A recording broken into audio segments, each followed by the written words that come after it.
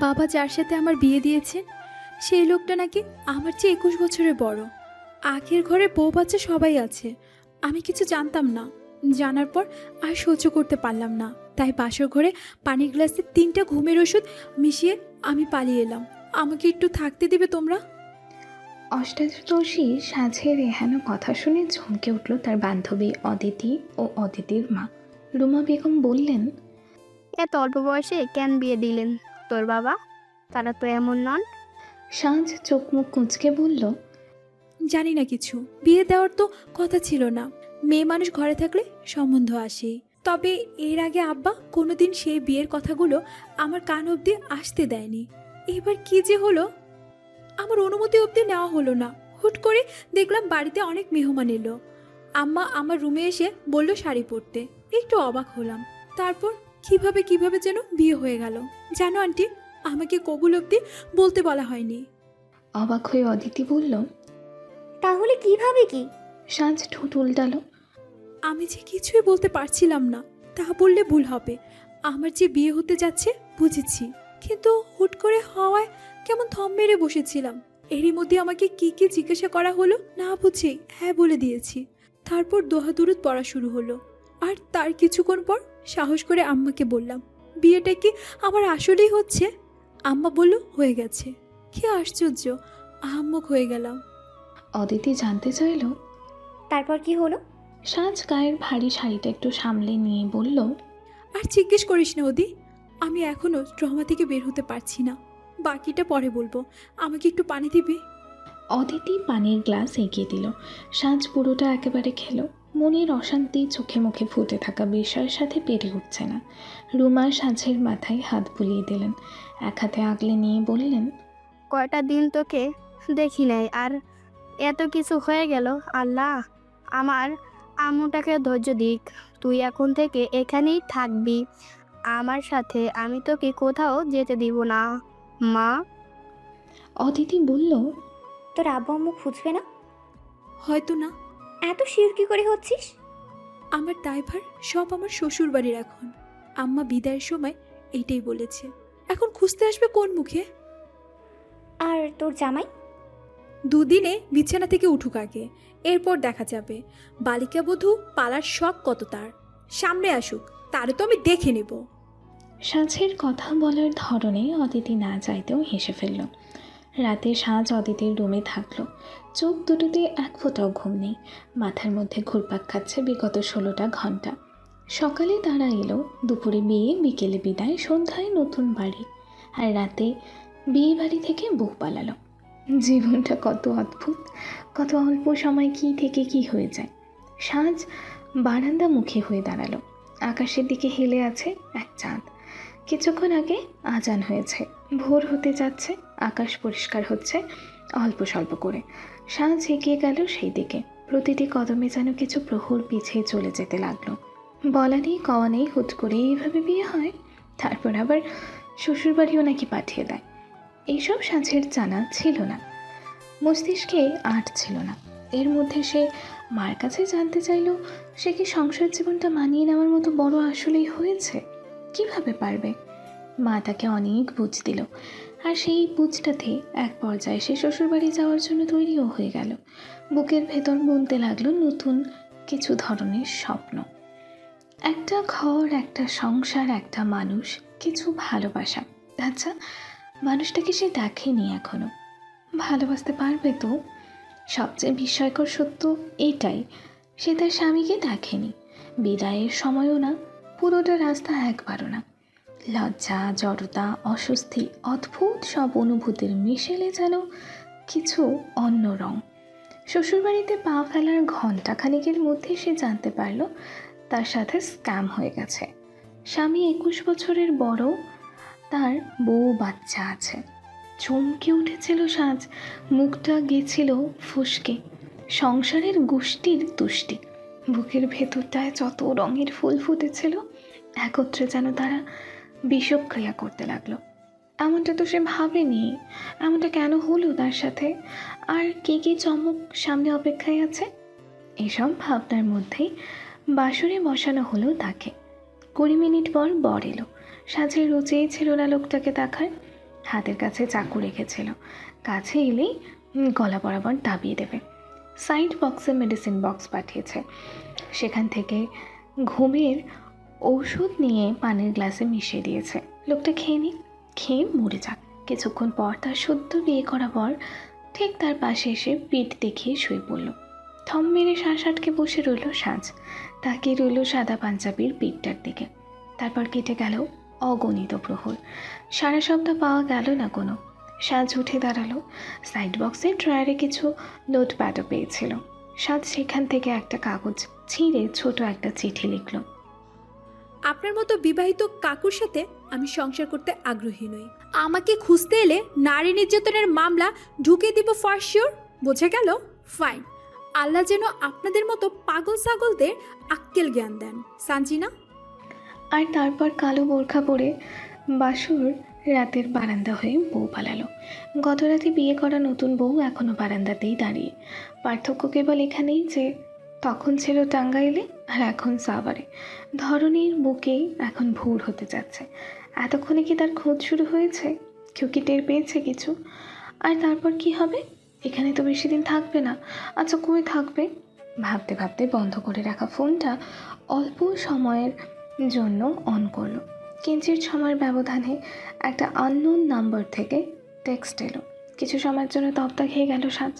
পরক্ষণের আগে দুঃখে প্রায় চেঁচিয়েই উঠল। অদিতি দৌড়ে এসে জিজ্ঞেস করলো, কি হয়েছে? সাজ তাকালো। এই ওদি, আমাকে দেখতো। দেখলাম। আমাকে দেখে কি লাগে? শয়তানের ভাই। চুপ বেয়াদব, ভালো করে বল। ভালো? হুম। শয়তানের নানি লাগে। এইটার জেন্ডার ঠিক রাখলাম। এত শিক্ষা সংস্কৃতি আমার কাজে লাগানো ফরজ। সাজ কাঁদো কাঁদো হয়ে বলল, আমার শত্রুর শালি তুই, তোরে আমি দেখে নেব। আচ্ছা নিস, এবার বল কি হয়েছে? সাজ নিজের ফোনটা এগিয়ে দিল অদিতিকে। সে ফোন হাতে নিয়ে টেক্সটটা পড়ল। ওখানে লেখা, প্রিয়তমা স্ত্রী। এইটুকু পড়তেই অদিতি বড় বড় চোখ করে সাজকে জিজ্ঞেস করলো, প্রিয়তমা স্ত্রী? আমি? আচ্ছা। অদিতি আবারও পড়তে লাগলো। সেখানে লেখা, প্রিয়তম স্ত্রী, মাথার ঘিলুটা কোন হাটে গিয়ে কয় টাকা ধরে বিক্রি করে এসছেন কাইন্ডলি বলবেন? ফেরত নিয়ে আসা লাগবে। আফটার অল বিয়ে করেছে, সংসারটা করে লাগবে। স্টুপিড মুরগি কোথাকার। ভ্যামা চাকা খেয়ে তাকালো অদিতি। হতবিহ্বল আওয়াজ তার। এ কি? আমার 21 বছরের বড় বর মহাশয়। দুইজনেই খপ করে বসে পড়ল বিছানায়। চোখ দুটো বিস্ময় ভাব কাটছে না। কিছু সময় নিস্তব্ধতার নামে কেটে গেলে প্রথম প্রশ্নটা অদিতি করল, নাম্বার পেলো কিভাবে? যাকে বিয়ে করেছে তার নাম্বারটা কিভাবে পেল? এটা একটু বেশি বলদ টাইপের প্রশ্ন হয়ে গেল না? অদিতি ঠোঁট উল্টালো, মাথা নাড়ালো। হ্যাঁ, এখন কি করবি? জানি না। দুজনেই ভীষণ হতাশ। ভীষণ মানে মারাত্মক হতাশ। তাদের হতাশা কাটছে না, কী করবে ভেবেই পাচ্ছে না। এর মধ্যে নির্দিষ্ট ভদ্রলোকের নাম্বার থেকে দ্বিতীয় টেক্সটটা এলো। ফোনের ভাইব্রেশনে অদিতি চমকে উঠল।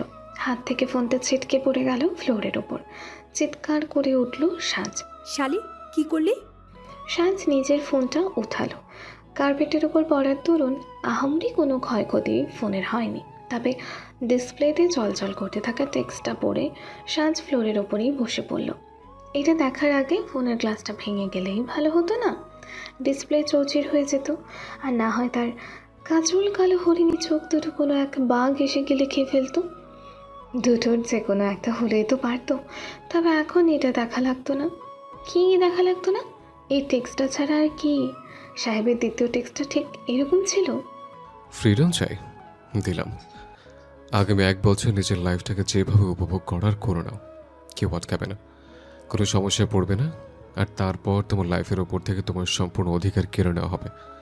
তোমার একচ্ছত্র নিয়ন্ত্রণ আমার হবে। প্রথমবার পড়ে চরম পর্যায়ে হতাশ হলো।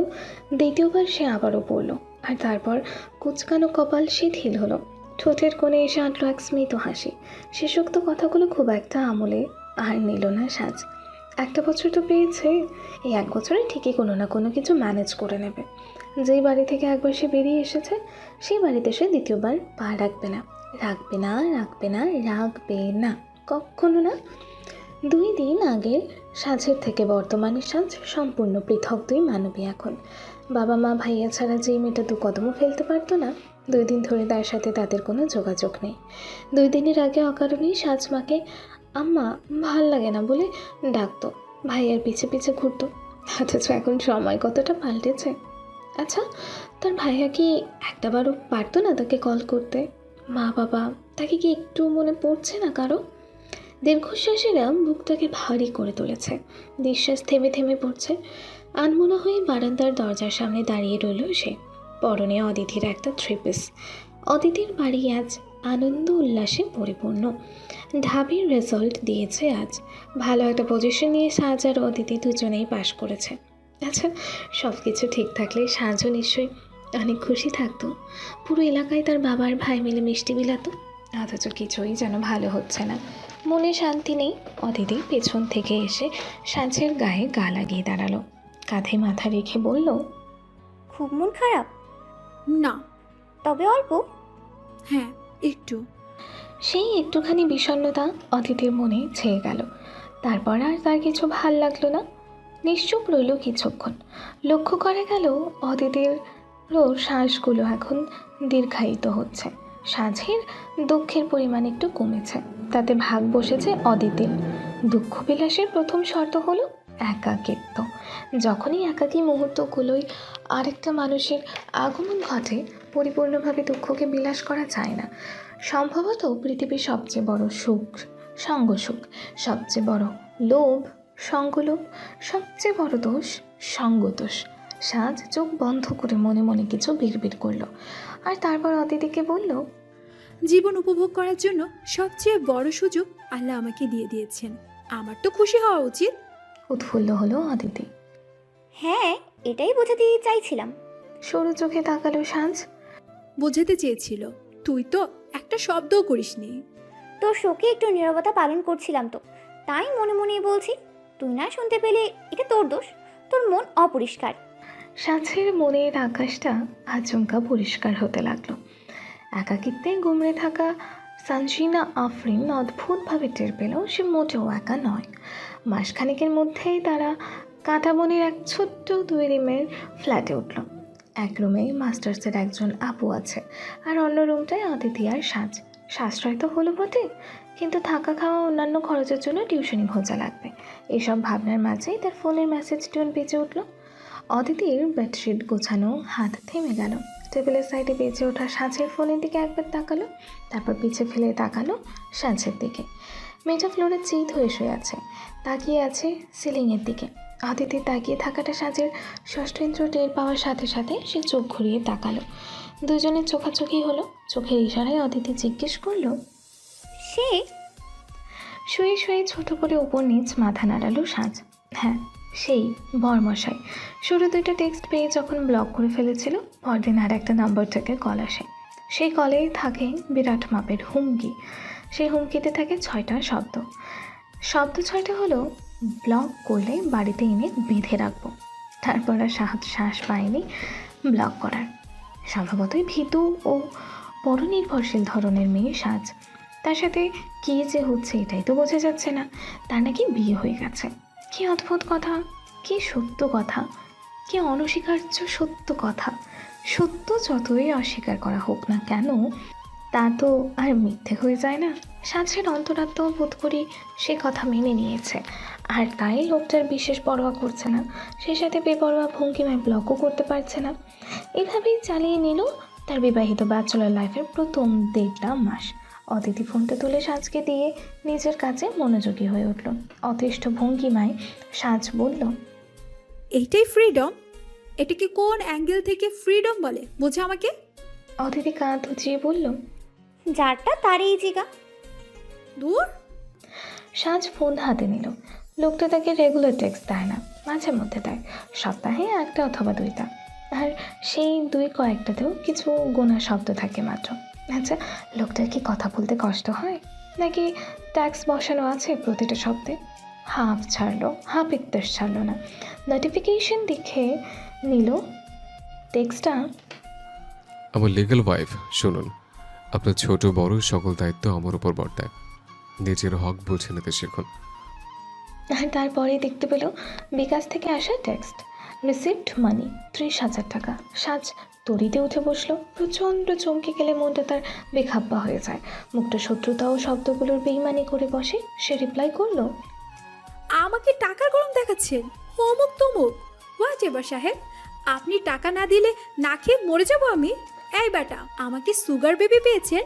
হ্যাঁ, আমার মোটেও ড্যাডি শুনে আপনি এই টাকাগুলো আপনার বউ বাচ্চার পেছনে ঢালেন গিয়ে, জানতো। সাজ বুক ভরে শ্বাস ছাড়লো। তারপর আবারও নিজের পাঠানো টেক্সটটা পড়লো। বেশি বেশি বলে ফেলেছে নাকি? না, ঠিকই আছে। এমন লোককে এইসব বলাই উচিত। এরা এরকমই কথার জাত।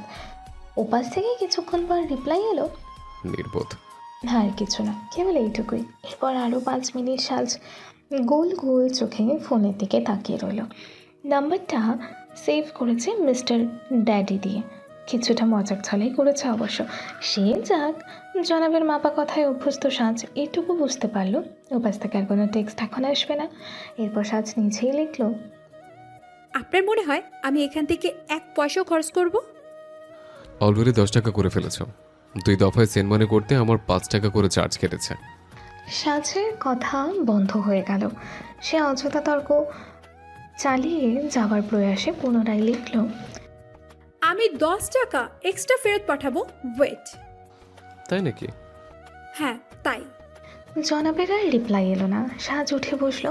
আর ঠিক তখন কোনো এক অদৃশ্য চর এসে সজোরে তার গালে লাগলো।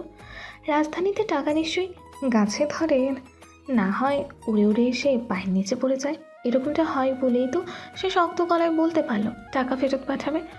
আহারে, সাজের শ্যাম মুখখানি কেমন মলিন হয়ে উঠল। চোখ দুটো সরু ও ঠোঁট উল্টে বসে রইল। যেভাবেই হোক, যে করেই হোক, যার সাথেই হোক, আর যে পরিস্থিতিতেই হোক না কেন, বিয়েটা হয়তো গেছে। হিসেব মতো জনাবের টাকায় তার পূর্ণ অধিকার রয়েছে। আগামী 1 বছর অবধি থাকবে। আর নিজের হক আদায়ে আলস্য দেখানো মানে নির্বুদ্ধিতা।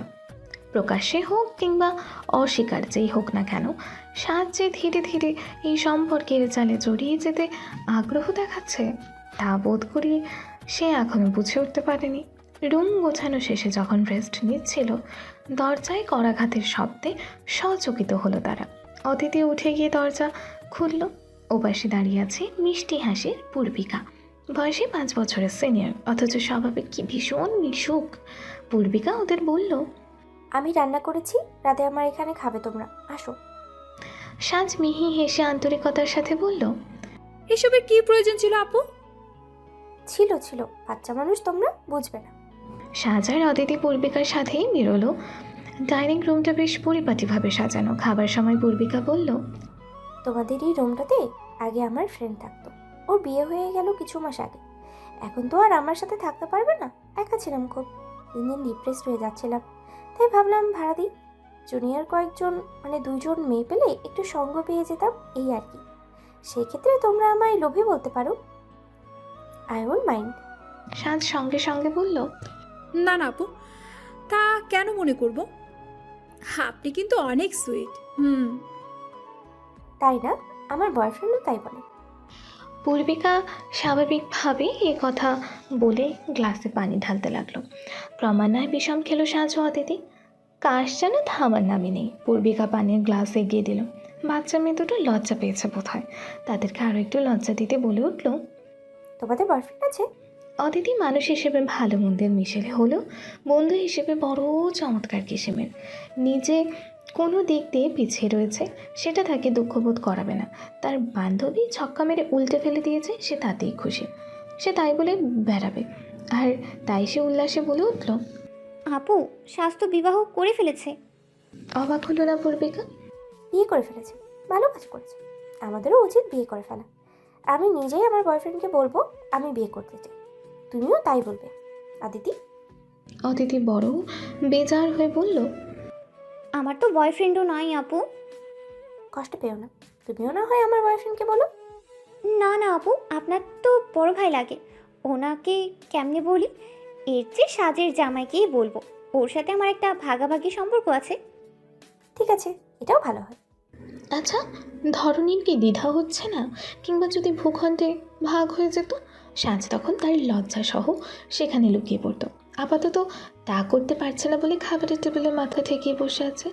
তার কাছে সে কাউকে দেখতে পাচ্ছে না, মানে কেউ তাকে দেখতে পাচ্ছে না।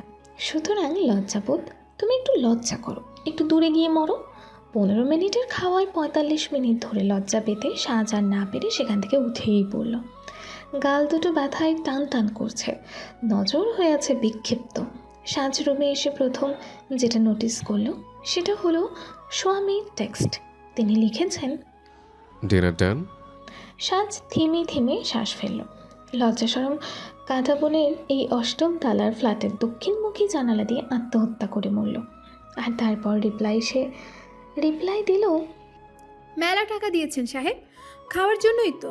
না খেয়ে পারি, খাচ্ছি আর গিলছি আর খাচ্ছি।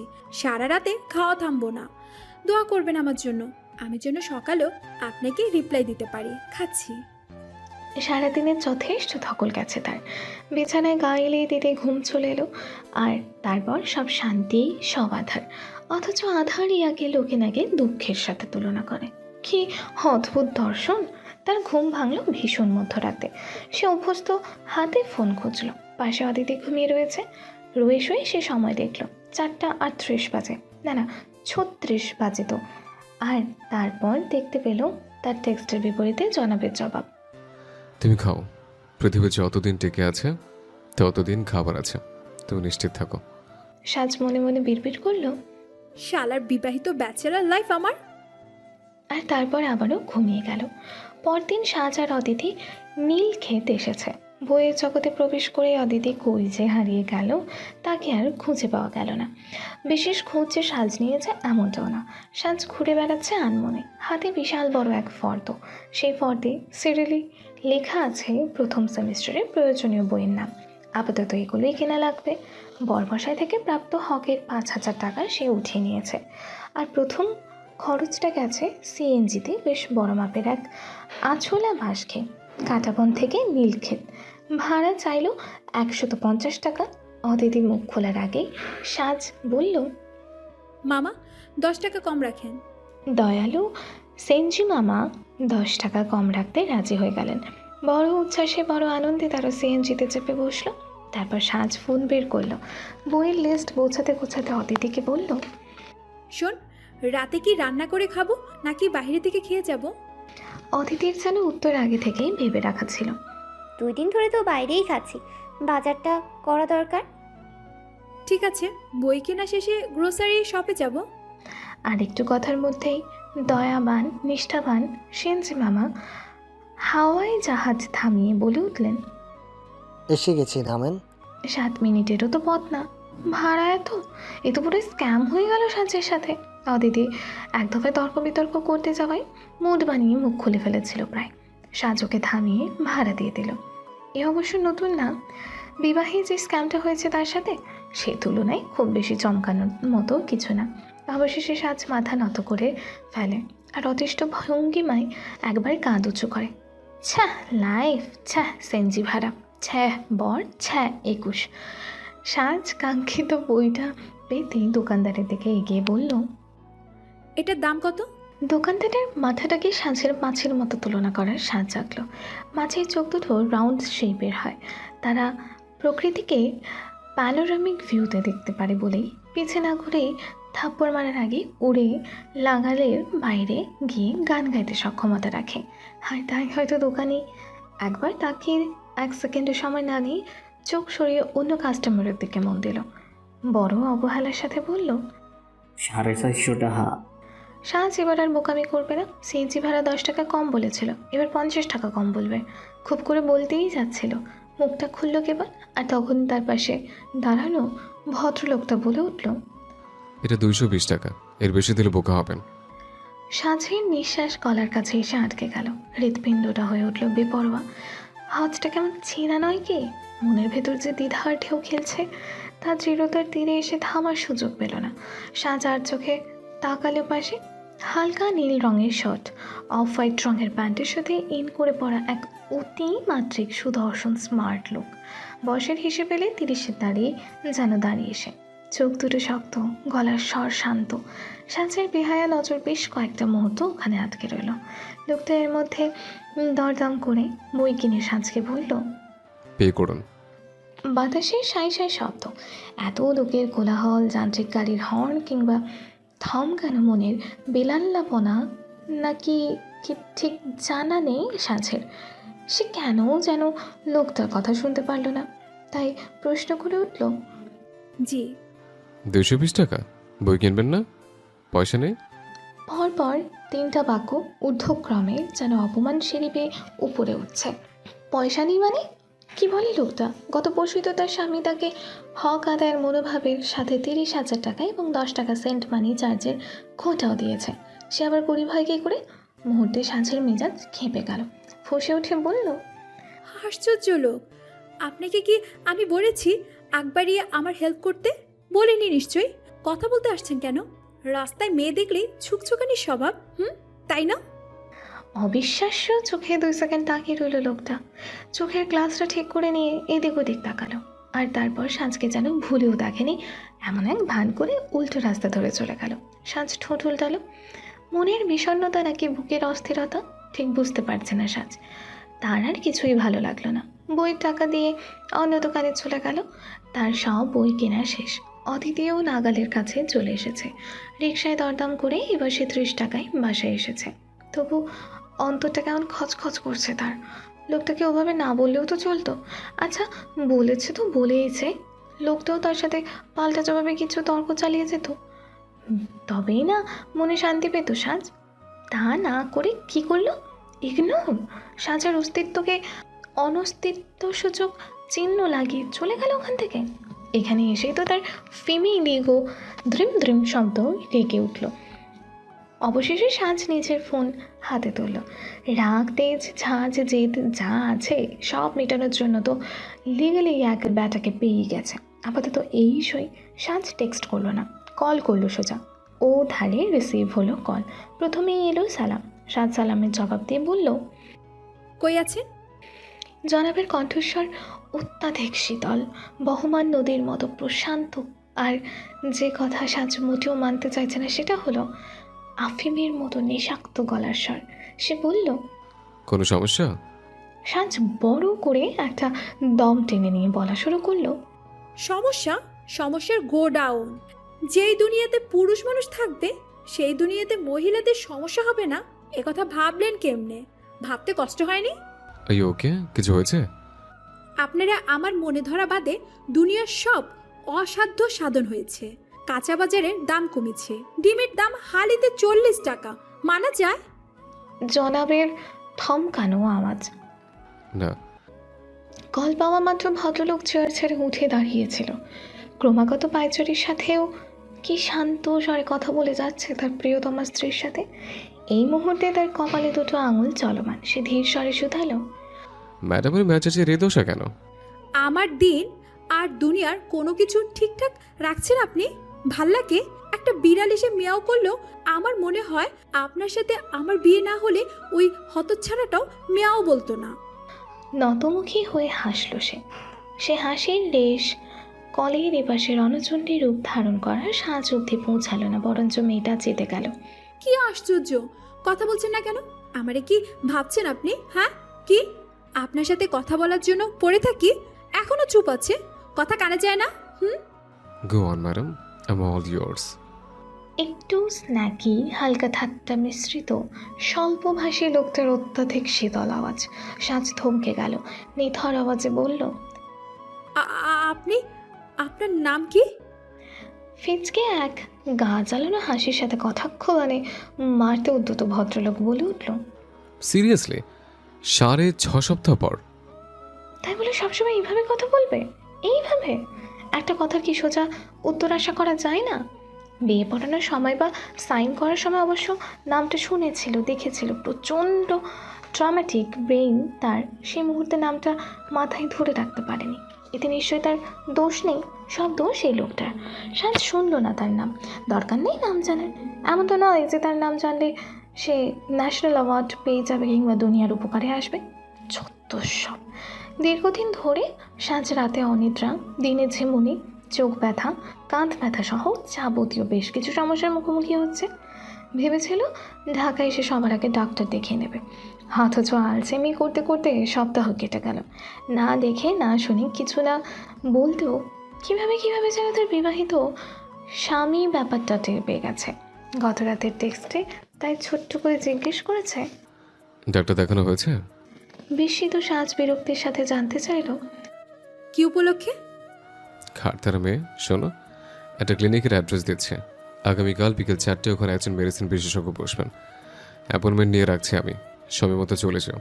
সাজ দ্রুত থমকানো শ্বাস ফেলে লিখল। আচ্ছা। কোত্থেকে যেন মায়া আর দায়িত্ববোধের মিশেলে এক ছোট বীজের দানা তার মনে এসে গেঁথে গেল। সে জানে না তা। এরপর ধীরে ধীরে বীজ থেকে চারা, চারা থেকে গাছ, মনের ভেতরটা অব্দি শিকড় গেড়ে নেবে। বাইরে সপ্তাহে ছড়িয়ে ছিটিয়ে থাকবে ডালপালা। আর তারপর একদিন সাজ আচমকা টের পাবে সে আটকে গেছে এই মানুষটার সাথে। তাকে ছেড়ে আর কোথাও যাওয়ার উপায় নেই। নির্বোধ সাজ আবারও টাইপ করতে লাগলো। মনের ভীষণ অপ্রিয় মানুষ শুনুন, বড় অদ্ভুত আপনি। চিনি না জানি না, মুখোমুখি দুটো কথাও কোনোদিন হয়নি, তবু আপনি কেন আমার এত খেয়াল রাখেন? কেন এত যত্ন? এগুলো কি শুধুই কাগজে লেখা দায়িত্ব কেবল? তবে কেন না বলতেও বুঝে যান আমার মনের সবটা। লেখাগুলোতে কিছু ইতিবাচক অনুভূতির ছাপ পাওয়া গেল নাকি? বুঝতে পেরেই সাজ ব্যাকস্পেসে সবটা মুছে ফেলল। ব্যাকস্পেসের গায়ে লেখা থাকে এক আকাশ সমান অভিযোগ, অভিমান ও মুছে নেওয়ার গল্প। সাজ পরদিন বিকেলে ক্লিনিকে চলে এলো। রিসেপশনে যেতেই এক মহিলা রিসেপশনিস্ট এগিয়ে এলো। সাজ নিজের নাম বলতে এসে বলল, আপনি সাজ? আপনার অ্যাপয়েন্টমেন্ট নিয়েছিল, ভিতরে যেতে পারেন, ডাক্তার আপনার অপেক্ষা করছেন। সাজ থ্যাংক ইউ বলে চেম্বারের দরজায় খানিকটা নক করলো। তারপর দাঁড়িয়ে রইল সেখানে। সেকেন্ড কয়েক থমকানো মুহূর্তের পর ওপাশ থেকে ভেসে এলো এক ভরাট পুরুষালী কর্কশ আওয়াজ। আসুন। সাজ ভেতরে প্রবেশ করে প্রথম ঝটকা খেল ডাক্তারকে দেখে। কয়দিন আগে নীল খেতে এই লোকটার সাথেই না তার এক দফা না হওয়া তর্ক চলেছিল। হতভম্বর সাজকে দেখে চোখ তুলে দেখার মতো আগ্রহবোধ জনক করল না। রুমটা সুন্দর, সুশৃঙ্খল এবং শীততাপ নিয়ন্ত্রিত। দেয়ালে শরীরের অঙ্গ প্রত্যঙ্গের হালকা বোঝাপড়ার ছবি সাজানো। সামনে কাঠের টেবিলের এক কোনায় চকচকে একটা name plate, doctor Anai Ahmed Rid MBBS FCPS medicine consultant, internal medicine. মনে মনে বিড়বিড় করল সাজ। হৃৎপিণ্ড অসুখ? রিদ বলল। বসুন। সাজ চেয়ার টেনে বসে পড়ল। কে জানে কেন, কোনো কারণ ছাড়াই ওই সেদিনের নীল ক্ষেতের কথা মনে করে বলে উঠল, আপনি? বিশেষ আগ্রহ এবারও দেখালো না রিদ। ঠান্ডা গলায় জিজ্ঞেস করলো, সমস্যা কি? বোধহয় ভুলে গেছে কিংবা আহামরি মনে তাকে রাখেনি। সাজ তার মাথা ঘামালো না ওই ব্যাপারে। যে সমস্যা নিয়ে এসেছিল তাই বলল। ঘাট থেকে মাথা পর্যন্ত টান ধরে থাকে, মাঝে মাঝে চোখটাও ঝাপসা হয়ে আসে, রাতে ঘুম হয় না ঠিক মতো। রিদ এবার তার দিকে তাকালো, চোখে চোখ রাখলো। হৃদের বাদামি বর্ণের ঘোলাটে চোখ দুটো সাজের গাঢ় কাজল চোখে আটকে রইল 3 সেকেন্ড মাত্র। অথচ সাজের মনে হলো লোকটা যেন চোখ হয়ে তার ভেতরটা ঝেঁকে নিয়েছে। ঘাড় সোজা হয়ে বসুন, চোখের দিকে তাকান। সাজ আড়ষ্টভাবে তাকালো। হৃদ একবার তার কাঁধে টোকা দিল, শান্ত কণ্ঠে বলল, স্ট্রেস থেকে হচ্ছে, সাথে স্লিপ ডিসঅর্ডার। চোখে সমস্যা নেই, তবে ভেতরের কথা বের হয়ে যাচ্ছে। শেষোক্ত কথাটায় সাজ আহাম্মকের মতো জিজ্ঞেস করলো। হৃদ সরাসরি এবার তার দিকে তাকালো। সেই চোখ থেকে সাজ স্পষ্ট বুঝতে পারলো সে তাকে চিনেছে।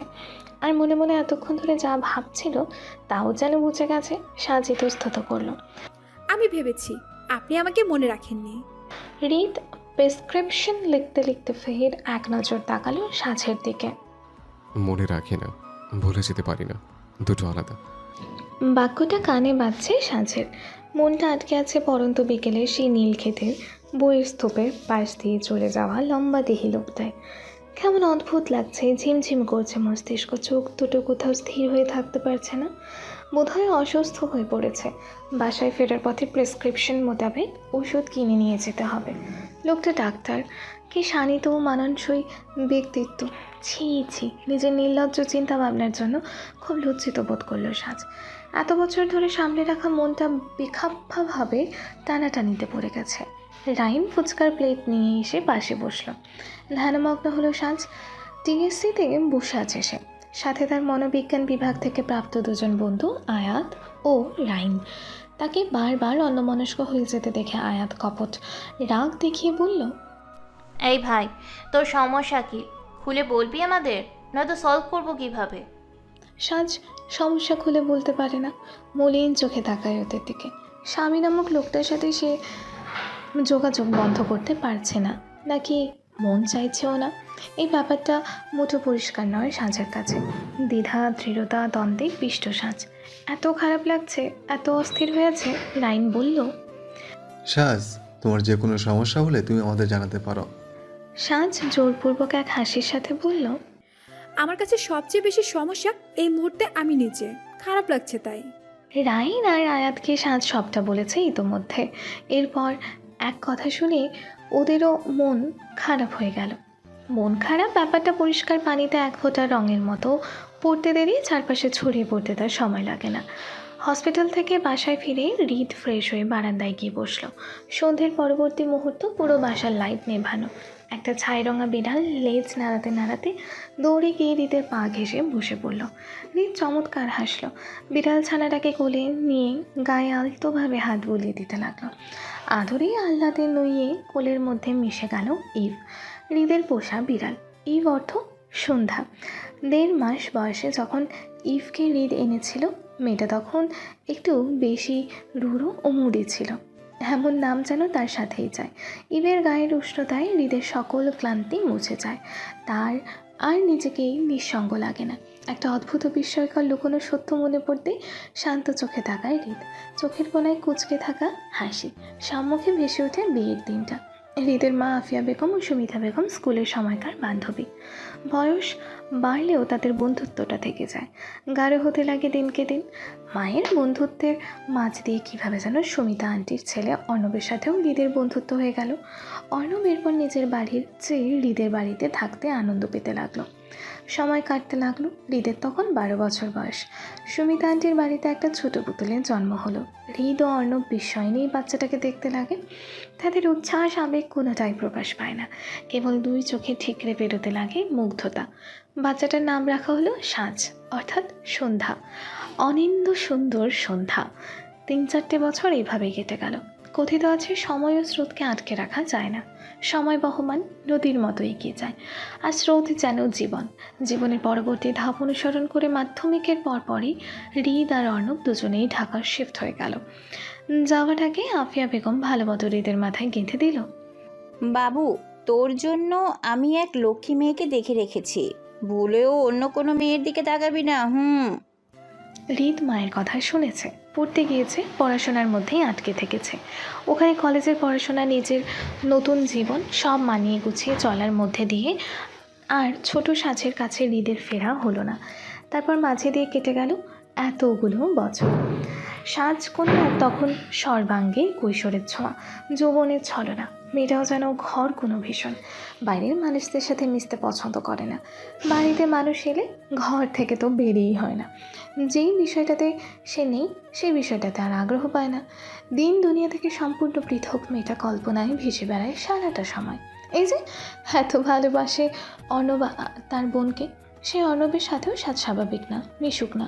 বছর 2 আগে ঈদের ছুটিতে যখন হৃদ বাড়িতে এসেছিল, সন্ধ্যায় চা খেতে খেতে আফিয়া বেগম বলে ওঠেন, আব্বা, তোর বউ তো ঘরে আনার মতো বয়স হয়ে গেছে প্রায়, অপেক্ষার ভালো লাগে না। মায়ের ছেলে মানুষেতে হৃদ না হেসে পারে না। তাই নাকি? আমিও দেখতে চাই আমার বউ কত বড় হয়েছে। আফিয়া বেগম এতগুলো বছরে এই প্রথম হৃদকে সাজের ছবি দেখায়।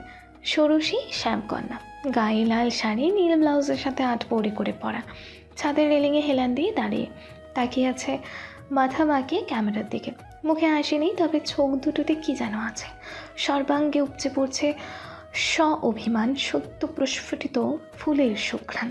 হৃদ তার গোটা পৌরুষ যে মেয়েটার হেফাজতে রেখেছে সেই মেয়েটাকে প্রথমবারের মতো দেখতে পেয়ে বুকের ভেতরটায় অদ্ভুত কিছু অনুভব করলো। বুকেতে অসুখ, অনুভবে সুখ, একই জ্বালা। সেই জ্বালা আরও বাড়িয়ে দিতেই মা বলে উঠল, সাজ। ছোটবেলায় সেই প্রিয় পুতুলটার নাম অর্ণবের মুখে প্রায়শই শুনতে পাই হৃদ, তবে দেখতে আগ্রহ করেনি কখনো। অর্ণবও বাইরের কোনো পুরুষকে নিজের বোন দেখিয়ে বেড়ায়নি, সে যতই প্রাণের চেয়ে প্রিয় বন্ধু হোক না কেন। আর তাই হয়তো হৃদ বিষয়ের চূড়ান্তে আমাদের সাজ। হৃদ বরাবরই কথাবার্তা মেপে বুঝে বলে থাকে, তবে এখন চেনা পরিচয়ের বেশ বাইরের এক মেয়েকে কীভাবে যে আমাদের বলে বিশেষায়িত করলো সে বুঝতে পারল না। ঠোঁট ঠেপে হাসলো আফিয়া। হ্যাঁ। হৃদ ছবিটার দিকে তাকিয়ে থেকে বলল, ও তো অনেক বাচ্চা, আমার চেয়েও 12 বছরের ছোট না, এখন মাত্র 16। তো তাতে কি হয়েছে? তোমার বাবা আমার চেয়ে 17 বছরের বড়, তাই কি বিয়ে করিনি? সংসার হয়নি? সুখে নেই? আমি তো বলছি না। আফিয়া বেগম চোখ মুখ কুঁচকে ফেলল। বললেই বা কি? তোমার কথা যেন আমি খুব শুনবো। আচ্ছা, আন্টি আঙ্কেল জানেন? কে? সুবিতার ভাইয়া? হুম। হ্যাঁ, সেই এক যুগ আগে তাদের কাছে শ্বাসকে চেয়ে রেখেছি। তারা রাজি? হ্যাঁ, রাজি না হওয়ার প্রসঙ্গই ওঠে না। আমার অমন সোনার টুকরো ছেলে। কথা বলে আফিয়া বেগম হৃদের থুতনিতে নিজের হাতের আঙুল ছুঁয়ে এনে চুমু খেল। হৃদ মাথা নেড়ে বলল, আমার কলজে পানি করে বন্ধুটা জানে? না, আমরা বড়দের মধ্যেই রেখেছি এসব কথা। আর তোমার বৌমা? এখনো না। আমার তো ওকে দেখলেই সব বলে দিতে ইচ্ছা করে, মাঝে মধ্যে তো মুখ ফসকেও বলেও ফেলি, তোকে আমি আমার বাবুর বউ বানাবো। শুনে হাসে খালি, পাত্তাই দেয় না মেয়েটা। হৃদ হেসে ফেলল। সদ্য মেট্রিক পাশ করা মেয়েটা কলেজ পার করেনি, আগে বিয়ের ভূত চাপেও না। আফিয়া বেগম বহু কষ্টে এর পরের 2 বছর সাজের সামনে নিজেকে সংযত করেছে, নয়তো সাজকে নিজের বৌমা হিসেবে লিখে নিতে তার সংযম চন্দ্রভ্রমণে গিয়ে আটকা পড়ে থাকে। ধীরে ধীরে কলেজ পেরোলো, ষোড়শী সাজ অষ্টাদশী হয়ে পড়ল। এর মধ্যে পরিবর্তন কেবল এইটুকুই যে ব্যাপারটা অন্যবার হৃদ জেনে গিয়েছে। হৃদ এখন মেয়েটার ব্যাপারে আগ্রহ দেখায়, খোঁজ নেয়, কখন কী করছে এইসব জানার চেষ্টা করে। তার ব্যস্ত জীবনের বেশ বড় একটা সময় গোছাতে শুরু করেছে তার বউকে দেওয়ার জন্য। বিয়ের 1 মাস আগে সাজকে সব জানানোর পরিকল্পনা করা হলো, অথচ 8 পৌরে সাজকে নিয়ে হৃদের আলাদাই পরিকল্পনা। একদম অল্প মানুষদের নিয়ে ঘরোয়া বিয়ে, বিয়ের কোণে নিজেও চমকে যাবে এমন কিছু একটা আকস্মাত গল্পের প্রারম্ভ বিয়েটা হলো। অথচ গল্পটা মোড় নিল অন্যদিকে। রুমের এক কোণায় লাগানো সিসিটিভি ক্যামেরার দরুন হৃদ বাগানের এক সাইডে বসে সাজের মতিগতি দেখছিল আর হাসছিল। ঘুমের ওষুধ মেশালো, শেষে না ছুরিও নিয়ে হাতের কাছে রাখলো। কি সাজ, বাপরে! হৃদ গিয়ে তাই সরাসরি কথা না বলে একপাশে শুয়ে পড়ল। গত রাতে ডিউটি করে সেদিন সকালে এসে টাঙ্গাইল এসেছিল, আর বিয়ের ধকল সব মিলিয়ে ক্লান্ত হৃদ মুহূর্তের মধ্যেই ঘুমিয়ে পড়ল। আর তারপর যা হলো তাকে কেউ কল্পনা করেছে? নির্বোধ মেয়ে, তাকে দেখে কি সত্যি বাপ বাপ টাইপের কোনো ব্যাপার পাওয়া যায়? কি দেখে চিরকুটে বলল বিবাহিত কাকু, আর তারপর তার ঘুমের সুযোগ নিয়ে পালিয়ে গেল? মানে সিরিয়াসলি, কি আশ্চর্য! বহু ধকল গেল হৃদের। বাড়িতে শ্বশুর বাড়িতে না চাইতে সব জানানো লাগলো। মেয়েটা স্বাধীনতা চাইছে, সেটা নিশ্চিত করতে যা করা লাগে সম্ভাব্য সব কিছুই হৃদ করলো। আর তারপর নিজেই সাজিয়ে ফেললো সাজের পরবর্তী পদক্ষেপগুলো। মেয়েটা না চাইতেও এখন তার কথাতেই চলবে। এই ঘুমিয়ে গেছে কোলে। হৃদ তাকে আলতো হাতে জড়িয়ে নিয়ে উঠে দাঁড়ালো, রুম থেকে ফোন নিয়ে ফের বারান্দায় পা বাড়ালো। হাতের আঙুল চলে গেল রিসেন্ট ডায়ালে, সবচেয়ে ওপরে সেভ করা আছে সন্ধ্যা নামটি। হৃদ কল লাগালো, রিং হতে লাগলো। 1, 2, 3, চতুর্থ রিংয়ে সাজ কল রিসিভ করলো। রেলিংয়ে ঝুঁকে দাঁড়ালো হৃদ। 4 তলা বিল্ডিংয়ের 4র্থ তলায় সে থাকে। 3য় তলার কোনাকুনি বারান্দায় তার চোখ আটকে রইল। সেকেন্ডের মধ্যে সেখানে কিছু কৌতূহলী কদম এগিয়ে এলো। চঞ্চল নারী শরীরটাও রেলিং ছুঁয়ে দাঁড়ালো। বাতাসে ভেসে আসছে বারান্দার টবে লাগানো বেলি ফুলের ঘ্রাণ। অগ্নিকন্যা বড় বড় শ্বাস ফেলে কাট কাট গলায় বলে উঠল, অসহ্য! কল দিয়েছেন কেন? কি সমস্যা? রাতে খেয়েছেন? নৈশব্দে হাসতে লাগলো হৃদ। মেয়েটা স্থির নেই, ক্রমাগত ফসছে, অশান্ত পায়ে হেঁটে বেড়াচ্ছে পুরো বারান্দা জুড়ে। হৃদের চোখ সেখানে আবদ্ধ। কণ্ঠ ধীর ও কর্কশ। খাইনি। থমকালো সাজ, পা থেমে গেল এক জায়গায়, নিচু স্বরে শোধালো, খাননি? কেন খাননি? কি আশ্চর্য! আপনার বউ কই? খেতে দেয়নি? বউ এমন দায়িত্বজ্ঞানহীন হলে যে আমায় আরেকটা বিয়ে কেন করবে না? ঠিকই আছে। বউ? আপনার? তুমি? কি? ও, আমিও তো বউ, কিন্তু আমি 2 নম্বরটা। 1 নম্বরে যে আছে ওই। একটা সত্য কথা বলুন তো। কি? সাজ বড় বড় করে শ্বাস ফেলল। আকস্মাৎ মনটা কেমন হু হু করে কেঁদে উঠল। বিস্মিত হলো সে, চমকে গেল। গলার এখানটায় দলা পাকিয়ে রয়েছে কান্নারা। বারবার মাথায় ঘুরপাক খেতে থাকা অগোছালো শব্দগুলো বড় বেইমানি করে প্রকাশ্যে চলে এলো। আপনি আপনি কেন আমাকে বিয়ে করলেন? একটা মেয়ের বিয়ে নিয়ে কত স্বপ্ন থাকে। আমি একটা নর্মাল লাইফ চেয়েছিলাম। সবটা জুড়ে আমার হাজবেন্ডকে ভালোবাসবো বলে আজ অব্দি প্রেমের সম্পর্কেও জড়ায়নি। বুঝতে পেরেছেন? সাজের অগোছালো শব্দগুচ্ছ হৃদের মনটা অশান্ত করে তোল। বাহ্যিকতার বড় শীতল অনুভূতি বিশিষ্ট হৃদের আওয়াজ অব্যাকুল ধীর। পারছি। সাজ ঘুরে দাঁড়ালো, রেলিংয়ে ঠেকালো কোমর, মাথা একটু পেছনের দিকে ঝুঁকিয়ে নিল। বন্ধনরত চোখ তার। হৃদ এই মুখটার দিকে তাকিয়ে রইল। বড় অপরাজিত মুখাবয়ব মেয়েটার। সে স্মিত হাসল। পারছেন না? পারলে এরকমটা করতেন না। কি করেছে? আকাশে কৃষ্ণপক্ষের চাঁদ ধীরে ধীরে শুরু হবে, শানিত হবে। এমনই শানিত এক হাসি সাজের ঠোঁটে এঁটে গেল। সে চোখ খুলল, হৃদ সরে গেল 2 কদম পিছিয়ে। সাজ চাঁদের দিকে স্থির তাকিয়ে কিছু ফিসফিসানো স্পষ্ট শব্দ উঠে বলল, কি করেননি? আমার এত শখ, এত স্বপ্ন সব 3 কবুলে ভেঙে দিলেন। হৃদ সাজের ভুল ভাঙালো না, সময়কে সময় দিল আর নিজের সাথে নিজে করে নিল এক অদ্ভুত ওয়াদা। আচমকা হওয়া বদলের সাথে প্রকৃতি এক ঝুম বৃষ্টি নামালো। ইভের ঘুম ভেঙে গেল। সে হৃদের কুল থেকে নেমে আড়ামোড়া ভেঙে রুমের ভেতর চলে গেল। সাজের মনের বিষণ্ণতা ও সকল তৎপরতা কখন যে বর্ষণে ধুয়ে গেল, কখন যে মন খারাপেরা মন ভালো হয়ে গেল, সাজ টের পেল না। বৃষ্টিতে সমগ্র মুখ ছুঁয়ে গেল। সে ঠিক হয়ে দাঁড়ালো, রেলিংয়ে এক হাত রেখে অন্য হাত সামনে বাড়িয়ে দিল। ওপর থেকে হৃদও নিজের হাত এগিয়ে দিল। বৃষ্টির জল তাদের হাত ছুঁয়ে যাচ্ছে, গায়ে মেখে যাচ্ছে। সদ্য করা ওয়াদাটা হৃদ পুনরায় বিড়বিড় করে উঠল। প্রীতম স্ত্রী আমার, তোমার ছোট বড় সকল স্বপ্ন পূরণের দায়িত্ব নিলাম। তোমার ছোট স্থায়ী হাসির দায়িত্ব নিলাম। হাওলদার ভিলা আজ ভীষণ থমথমে। বাড়ির কর্তা আরিফ সাহেব সংবাদপত্র হতে বসার ঘরে বসে রয়েছেন। ছোট হাওলদার সাহেব বৃষ্টি গায়ে মেঘে বাড়িতে প্রবেশ করলো এইমাত্র। রান্নাঘর থেকে সুমিতা বেগম সব গতিবিধি লক্ষ্য করছেন। অর্ণবকে নিজের রুমের দিকে যেতে দেখে তিনি দ্রুত হাতে চুলার আঁচ বন্ধ করে দিলেন। ততস্থ পা তার রুমের দিকে চলমান হলো। অর্ণব ফ্রেশ হয়ে রুমে এসে নিজের মাকে বসে থাকতে দেখে নিজ থেকেই বলল, ভালো আছে। তবু মায়ের মন এক কথায় নিশ্চয়ই শান্ত হবে না। চোখ দুটো কেমন ছলছল করে উঠল তার। গাল বেয়ে জল গড়িয়ে পড়ল না। শ্রান্ত গলায় শুধালেন, পড়াশোনা কেমন চলছে? চলছে আম্মা। কোনো সমস্যা হচ্ছে না তো? না আম্মা, ওরা সবাই খেয়াল রাখছে, হৃদও দেখছে, চিন্তা করো না। চিন্তা করব না? সুমিতা বেগম তাকিয়ে রইল অর্ণবের দিকে। চোখ বেয়ে গড়িয়ে পড়া অশ্রুতে বিচলিত হলো অর্ণব। এগিয়ে এলো সে, হাঁটু মুড়ে মায়ের সামনে বসলো, চোখের পানি মুছে দিয়ে বলল, জানোই তো সানজি কেমন, অল্প একটু সময় দাও, সব ঠিক হয়ে যাবে। তাছাড়া আর তো কিছু হাতে নেই। চোখের আরেক ফোঁটা অশ্রু পড়তেই সুমিতা বেগম নিজেই তা আঁচলের সাহায্যে মুছে নিয়ে দীর্ঘশ্বাস ফেলে উঠে চলে গেলেন। অর্ণব হতাশ চোখে তাকিয়ে রইল, কিছু ভাবলো আর তারপর নিজের ফোন খুঁজতে লাগলো। কল লাগালো স্বল্প পরিচিত এক নম্বরে। ওধারে যেন ফোন হাতে নিয়েই বসেছিল অদিতি। সাজ নিজের রুমে ঘুমিয়ে পড়েছে। অদিতি পূর্বিকা আপুর রুমে বসে আছে।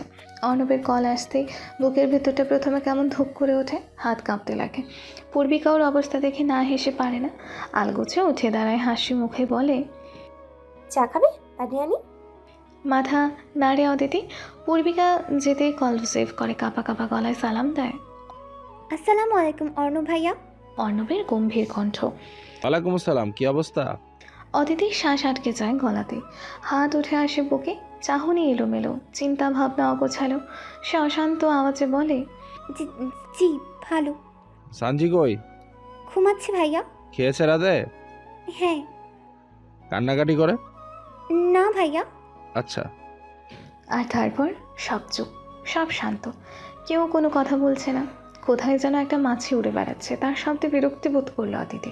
কিন্তু সামনের মানুষটার উপস্থিতিতে বিরক্তি ভাবটা বেশিক্ষণ টিকতে পারলো না। বুক ভরে শ্বাস টানলো সে, বড় সাহস সঞ্চয় করে ডাকলো, অনু ভাইয়া। তুমি ভালো আছো? শেষ শেষ শেষ। অদিতি মারা পড়ল। এই কঠিন পুরুষটার নরম স্বরে সে যে তার হৃৎপিণ্ডটা ছিন্ন ভিন্ন হয়ে গেল। সে শ্বাস নিতে পারল না। ফোন হাত থেকে পড়ে গেল বিছানার এক পাশে। সে বালিশে মুখ গুছল। হাসি কান্না মিশেলের এক অদ্ভুত চাপা অনুভূতি। দম যায় যায়। ওধারে অর্ণব 2-3 বার হ্যালো বলেও অদিতির আর কোনো সাড়া পেল না। এরকম হুটহাট গায়েব হয়ে যাওয়ার পুরনো স্বভাব মেটার আছে। হৃদ চেম্বারে বসে রোগী দেখছিল। মহিলা রোগী, নাম আতিকা, বয়স 21, সর্দি জ্বরের সমস্যা। সে কিছু টেস্ট লিখে দিল। ভদ্রমহিলার সাথে তার 3.5 বছর বয়সী কন্যা আদিবা দাঁত ফাঁকা হাসিতে টেবিলের উপর এটা ওটা ছুঁইছে। আতিকা বিশাল এক হাসি নিয়ে বলা শুরু করলো, ডাক্তার সাহেব, এটা আমার মেয়ে আদিবা মেহেরিমা আয়েশা বিনতে রাকিব। সামনের বছর স্কুলে ভর্তি করিয়ে দিব। এই আদিবুড়ি, ডাক্তার সাহেবকে সালাম দাও। আদিবা সালাম দিল। আসসালামু আলাইকুম বাবা, কোলে। থতমত খেয়ে গেল হৃদ। বাবা কি বলে মেয়েটা? মেয়ের মা বোধহয় লজ্জা পেল একটু। আসলে ওর বাবা সাদা শার্ট পরে তো, তাই মেয়ে আমার সাদা শার্ট পরা মানুষ দেখলেই নিজের বাবা ভেবে নেয়। কিছু মনে করবেন না। হৃদ উপর নিচ মাথা নাড়ল। It's okay. আতিকা বেগম বোঝালো, বাবা এখন ব্যস্ত, বাবা কোলে নিতে পারবে না, তুমি এই কলম দিয়ে খেলো। এমন সময় হৃদের ফোনে কল এলো। সন্ধ্যাবতী। মেয়েটা দিন দিন সময় জ্ঞান ভুলে বসেছে। বলা নেই কওয়া নেই, কল দিয়ে বসে। এরপর ভুলভাল বকতে থাকে। ওর কলের পেছনের কোনো শক্ত কারণ থাকে না। যখনই মুড খারাপ থাকে ভংচং বলতে কল দিয়ে বসে। সম্ভবত সাজের কাছে হৃদ নিজের ব্যক্তিগত ডায়েরি, যাকে যা খুশি বলা যায়। কষ্ট পাবে কি না ভাবা লাগে না, অনুশোচনা আসে না। হৃদ এইটুকু উপভোগ করে আনন্দ পায়। হৃদ কল রিসিভ করলো। ওপাশ থেকে খেপে আগুন সাজ ঝাঁঝালো গলায় বলে উঠল, আপনি আপনি একটা জাতা। আপনার জাতা মার্কা মারা দেশের গুষ্টি কিলাই। আজকে আপনার মতো দেখতে কিছু লোক এসে আমার পার্স চুরি করে নিয়ে গেছে। মোট 37 টাকা ছিল। 20 টাকা, 10 টাকা, 5 টাকা ও 2 টাকার একটা করে নোট ছিল। পার্স কিনেছিলাম নিউ মার্কেট থেকে 100 টাকা দিয়ে। মেজাজটা যে কি খারাপ হয়ে গেছে। শালা চোরের চোর। তোর বউ যেন তোর আরেক চোরের বন্ধুর সাথে পালিয়ে যায়। উফ, অসহ্যকর। সব শুনল হৃদ। ধীর আওয়াজে বলল, ম্যাডাম শান্ত হন। আপনি ঠিক আছেন? কোথাও লেগেছে? লেগেছে, কোথায় লাগেনি বলেন? মস্তিষ্কে যেন বোম ফেটেছে। টক বগিয়ে ফুটছে। মনটা ব্যাগ আর টাকার শোকে কাঁদছে। হাত পা মারাত্মক বিষ। চোরের পিছে দৌড়াতে দৌড়াতে কারণ বাজার অবধি চলে গিয়েছিলাম, শালারে পাইছিলাম না। আতিকার বাচ্চা আদিবা তখন লাফিয়ে হৃদের কোলে আসার জন্য হাত বাড়িয়ে বলল, বাবা বাবা, কোলে কোলে। সারে সর্বনাশ। ওধারে চমকে উঠল সাজ। ওই বেটা, তুমি বাচ্চা কোলে নিয়ে আমার সাথে গল্প করতেছো? তোমার বাচ্চার সাথে আইসক্রিম নিয়ে কাড়াকাড়ি লাগানোর বয়স আমার? হ্যাঁ, বিয়ের পর জামাই নিয়ে আইসক্রিম শেয়ার করার বয়সে তার বাচ্চার সাথে ভাগাভাগি করা লাগবে? এমনই কপাল আমার। হৃদ বলল, সেরকম না আসলে। তো কি করব? কি নিজের কানকে অবিশ্বাস করব যে 18টা বছর ধরে আমাকে সঙ্গ দিয়ে গেছে? এমন সময় আতিকা বলে উঠল, একটু কোলে নিন না, কতক্ষণ ধরে বাচ্চাটা যেতে চাইছে। সাজ দ্বিগুণ খেপে উঠল। শালা, তুমি বউকে কোলে বসিয়ে রাখছো? হৃদ এখন কি করবে? বললো না মাইন্ড কাটছে পায়। এক হাত উঠে এলো কপালে। ফোনটা মিউট করে আতিকাকে বলল, দিলেন আমার বউটাকে খেপিয়ে। টেস্টগুলো করে আসুন। আতিকা জিভে কামড় বসালো। দুঃখিত ডাক্তার সাহেব, আমি বুঝতে পারিনি। আতিকা আদিবাকে নিয়ে চলে গেল। হৃদ চেয়ার ছেড়ে উঠে গিয়ে জানালার পাশে দাঁড়ালো। ওধারে সাজের রাগ ক্রমান্বয়ে বেড়েই চলেছে। সে কল কেটে দেবে পরিস্থিতি, তবু কেন যেন কাটছে না। হৃদ শান্ত গলায় বলল, ম্যাডাম আমাকে একটা কথা বলেন তো। সাজ হাঁটতে হাঁটতে বারান্দা থেকে রুমে চলে এলো। সেখানে অদিতি অস্থিরভাবে হাঁটাহাঁটি করছে। একটু আগে অর্ণব কল দিয়ে সাজের খোঁজ নিয়েছিল। কঠিন পুরুষটার আওয়াজ শুনলেই অদিতি কেমন বুক জ্বালাপোড়া করে, গলায় আটকে আসে দমটা। তার একটু সান্নিধ্য পাওয়া অদিতির কাছে পরম সৌভাগ্য। আর এখন তো রোজ নিয়ম করে লোকটা তার সাথে কথা বলছে, মাঝে সাঝে তার খোঁজও নিচ্ছে। খুশিতে অদিতি মরে যাবে না তো? কি করবে? সাজ অন্যমনস্কতায় রুমে এসে সবার আগে অদিতির সাথে ধাক্কা খেলো। কেউ কোনো কথা বলল না, দুজনেই নিজেদের অনুভূতির জ্বালাতনে ব্যস্ত। কাজেই একে অপরকে বিশেষ পাত্তা দিল না। পিঠে একটা থাপ্পড়ের সাথে ধুর শালি বলে উল্টো রাস্তা ধরল দুজনেই। সাজেরও ফের বারান্দায় চলে এলো, চটচটে মেজাজ নিয়ে বলল, আই মিয়া, আবার কি কি শুনতে চান? রিত বড় করে শ্বাস ফেলল। তুমি কোথা থেকে জানলে আমি ম্যারিড? সেই পুরাতন ঘা, জীবনের একমাত্র ব্যথা। তার স্বামীকে আরও একটি নারী খুব যত্নেই ভালোবেসেছে। একটুকু ভাবাও যেন দুঃসহ। সাজের পা থেমে গেল, গলার স্বর আটকে এলো।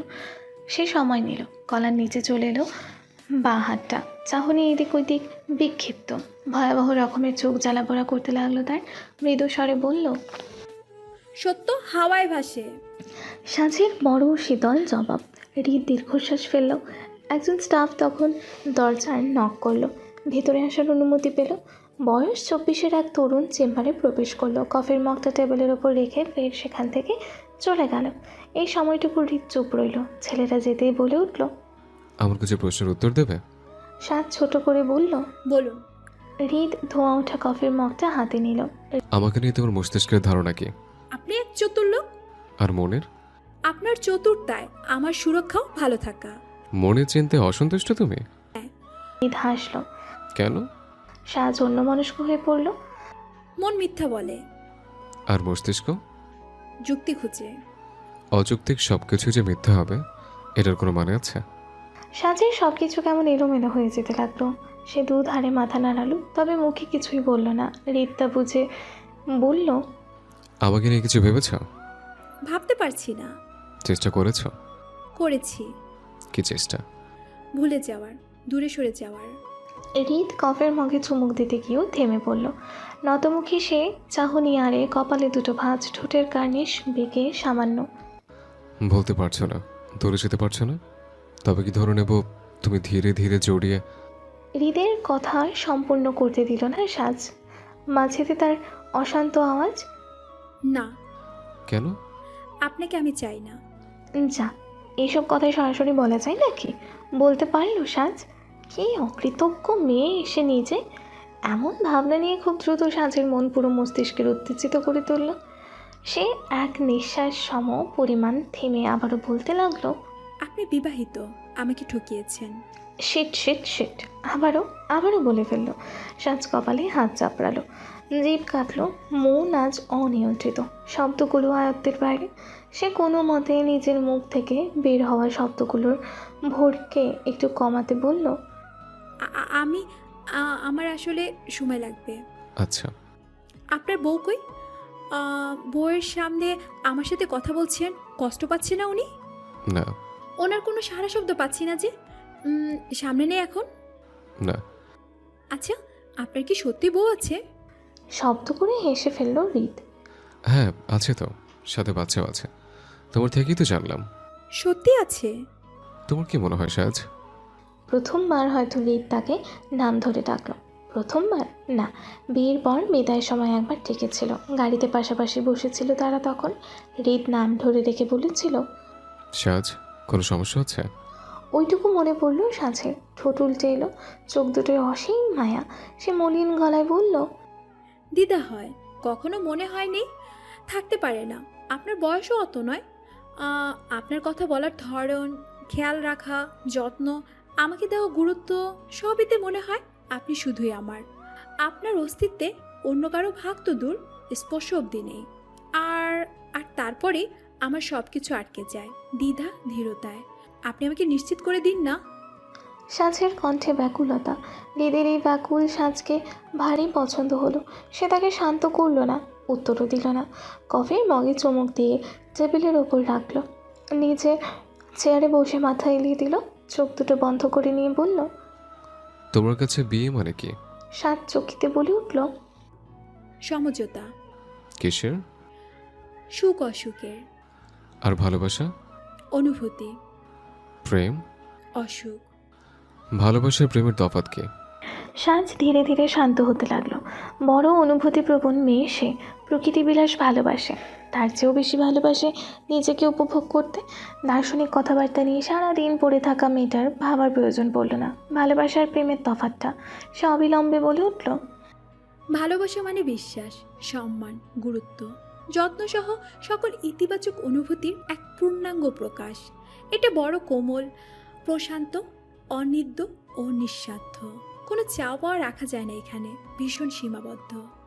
অন্যদিকে প্রেম মানে মন, প্রাণ, শরীর, চেতনা, আবেগ, আত্মা সব দিয়ে জড়িয়ে পড়া, কাছে পাওয়ার তীব্র অনুভূতি, অসহ্য জ্বালাতন, হৃৎপিণ্ডের ব্যাকুলতা, সারা জীবন একজনের তোরে জীবন উৎসর্গ করে দেওয়ার আমৃত্য অঙ্গীকার। চাওয়াটা লাগবেই এবং পাওয়াটা তখন আবশ্যকীয় হয়ে যায়। হিংস্রতা, প্রচণ্ডতা, উন্মত্ততা, এগুলো যেন স্বাভাবিক ব্যাপার। না পেলে সামনের মানুষটার বাঁচতে দিবে না, নিজেরও মৃত্যু সই। কি পাগলিটে, মন জুড়ে অসুখের বাস। একটা উদাহরণ দেব। মেয়েটার মুখ থেকে উচ্চারিত প্রতিটা শব্দ যেন সঞ্জীবনী সুধা, বাঁচার আগ্রহ বাড়িয়ে তোলে। বুকেতে প্রস্ফুটিত হতে থাকে আস্ত এক সুখপদ্ম। হৃদ হাসে, তার দুই চোখ হাসে। সাজ অনুমতির অপেক্ষায় চুপ হয়ে আছে। হৃদ বলল, দাও। সাজ থামলো, বড় করে শ্বাস টানলো, চাহনি আধডুবো সূর্যে স্থির রেখে বলল, ভালোবাসা একটা নদী হতে পারে, শান্ত ও স্থির। অন্যদিকে প্রেম যেন মহাসমুদ্র, উত্থাল পাতাল, গতিবেগ তার, নিজের গভীরতা গিলে নেয় সবটা। হৃদ দু চোখ খুলে ফেলল, চেয়ার থেকে মাথা তুলে তাকালো জানালার দিকে। সন্ধে নেমেছে ধরণীতে। সম্মুখের বিদ্যুতের খুঁটির তারের ওপর দুটো কালো রঙের পাখি গা ঘেঁষে বসে আছে। সোনা রঙা রোদ। হৃদ সেদিকে তাকিয়ে রইল। আনমনি জিজ্ঞেস করে উঠল, কাউকে ভালোবেসেছো কখনো? সাজ থমকে পড়ল। চোখ দুটো সামান্য সরু হলো, চাহনি একপাশে, ঠোঁট চাপা এক হাসিতে। নিজেকে। আর প্রেম? অপেক্ষা। কার? জানি না। তবে? সাজ বারান্দা ঘেঁষে দাঁড়ালো। পরনে অলিভ রঙের সুতির জামা, গায়ের ওড়নাটা একপাশে পড়ে আছে। ক্যাম্পাস থেকে ফিরে যাওয়ার শাওয়ার নিয়েছে, যার বদলতে কোমর ছড়ানো ভেজা চুলগুলো থেকে এখনও পানি ঝরছে। পিঠের অনেকটাই ভিজে গেছে। দক্ষিণা শীতল দমকা হাওয়া অদ্ভুতভাবে তার গায়ে এসে ছুঁয়ে দিল। প্রকৃতির নির্লজ্জতায় অন্য সময় হয়তো সাজ লজ্জা পেত, এখন পেল না। শব্দ গুছিয়ে বলল, অপেক্ষাদের পরিসমাপ্তিতে মৃত্যু থাকে, জানেন তো? হুমায়ুন আহমেদ বলেছেন, অপেক্ষা হচ্ছে মানুষের বেঁচে থাকার টনিক। সে আমি যারই অপেক্ষায় থাকি না কেন। হৃদ জিজ্ঞেস করলো, তোমার কি মনে হয় তুমিও কারো প্রেমে পড়বে? আমি বিবাহিত, আর আপনার মতো বিবাহিত এক বাচ্চার বাপের প্রেমে পড়ার সম্ভাবনা অলমোস্ট শূন্যের কোটায় সাহেব। তবে আমার মনে হচ্ছে আমি কঠিনভাবে প্রেমে পড়ব। শান্ত কথাতেও যে তীক্ষ্ণ ঠাট্টার বান থাকে তা হৃদ ধরতে পারল। নতমুখী হাসির সাথে বিড়বিড় করলো, নির্বোধ বউ আমার। শোনেনি সাজ অবুঝ স্বরে শুধালো। হৃদ জিজ্ঞেস করলো, সত্য কি? যা ঘটে। আর মিথ্যা? বানোয়াট সত্য। তবে তোমার হাওয়ায় ভাষা সত্যের মধ্যে কি বানর সত্য মিশে থাকতে পারে না? কথা ঘুরিয়ে সেই পূর্বের কথায় ফিরে আসা। সাজের খটকা লাগলো। অদ্ভুতভাবে বসে পড়ল বারান্দার মেঝেতে। হতবিহ্বল আওয়াজ তার। কি বলতে চাইছেন? যা সত্য স্পষ্ট করে বলুন। নিজে খোঁজ লাগাও, সত্য মন মতো না হলে কেউ বিশ্বাস করতে চায় না। 3 সপ্তাহ পরের ঘটনা। 3 দিনের ছুটি। কাউকে না জানিয়ে আচমকা সাজ নিজের শ্বশুর বাড়িতে চলে এলো। ব্যাপারটা হুট করে ঘটলো। সিদ্ধান্ত কবে নিয়েছে সেটা জানা যায়নি। আজ সে ভার্সিটি থেকে ক্লাস না করেই বাসায় চলে আসে। এরপর ব্যাগ গুছিয়ে সোজা বাসে। অর্ধেক পথে যে অদিতিকে কল দিয়ে জানায় সে ঢাকা ছেড়ে টাঙ্গাইলে ঢুকে পড়েছে। অদিতি যেন শত্রুপক্ষের সিক্রেট এজেন্ট। তার জানতে দেরি, অর্ণবকে জানাতে দেরি হয়নি। অর্ণব সবার আগে হৃদকে জানালো।